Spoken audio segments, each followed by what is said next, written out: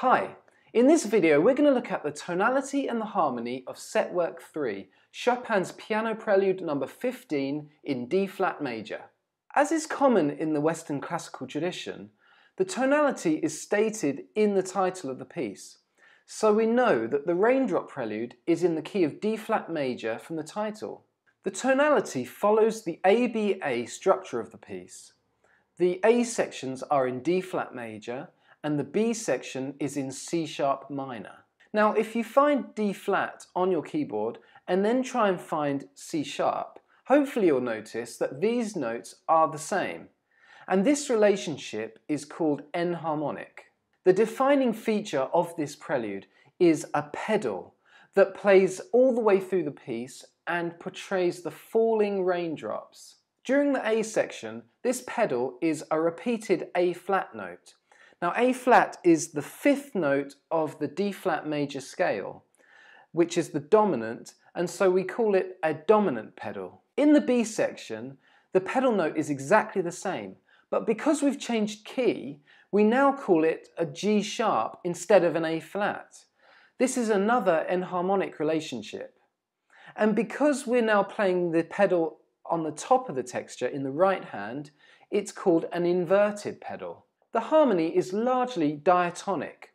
This means that the majority of the notes are taken from the D-flat major scale in the A sections and the C-sharp minor scale in the B section. Having said that, there are some examples of chromatic notes used which don't belong to the key. During the first theme in section A, the harmony tends to center around chord 1 and chord 5 with regular perfect cadences at the end of each melodic phrase. Now when Chopin plays chord 5 that I just mentioned here, he adds the 7th note of the scale to the chord, making it a dominant 7th chord. Chopin uses the repeated A-flat pedal as a pivot note in order to modulate between keys.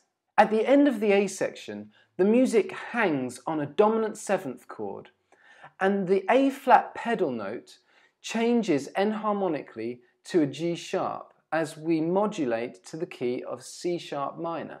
Contrasting with the A section, where each melodic phrase ended with a perfect cadence, the melodic phrases in the B section often end with an imperfect cadence, and this adds to the tension in the music because the imperfect cadence is unresolved. Let's try and listen out for these harmonic devices in the Setwork. The piece starts in the key of D-flat major, and the harmony here alternates between chord 1 and chord 5-7, which is the dominant 7th chord. The pedal is a repeated A-flat note. This is the 5th note of the D-flat major scale, so it's a dominant pedal.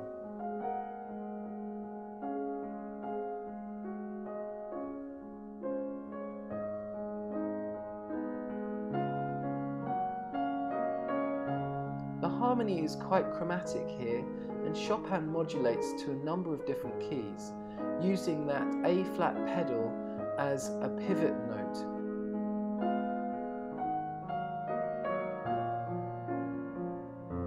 The tonality then settles with a perfect cadence in B-flat minor, which is the relative minor of D-flat major.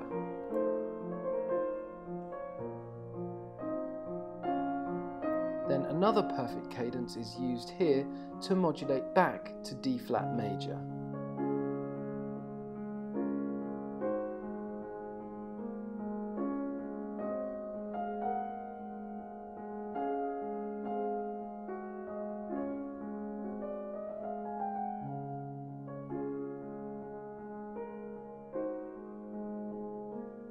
The music hangs on a dominant 7th chord here, and the A-flat pedal changes enharmonically to G-sharp and is a pivot note to allow us to modulate to the key of C-sharp minor for the B section.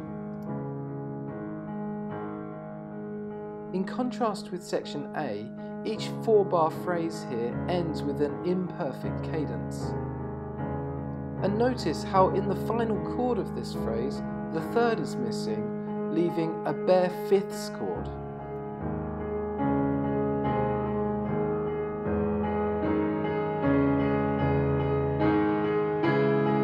The sombre mood is broken by a dramatic E major chord. The music is modulated to the key of G sharp minor, and the pedal has changed to a B, which is the third note of the G sharp minor scale.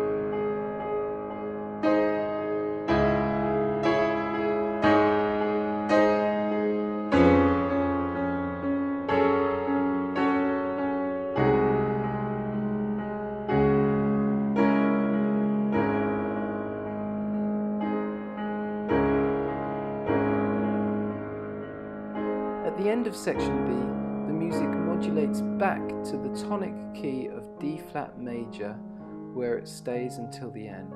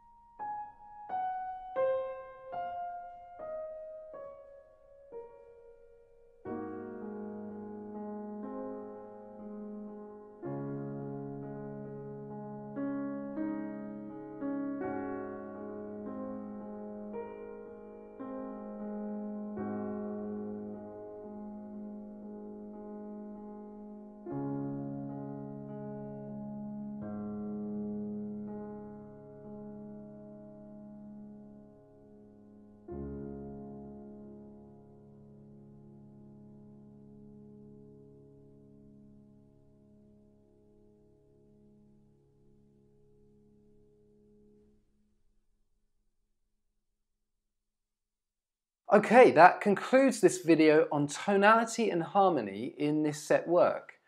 There's a lot of information there, so go back and listen again and make sure you understand everything. Thanks for liking and commenting on this video, and click on that subscribe button below. Bye.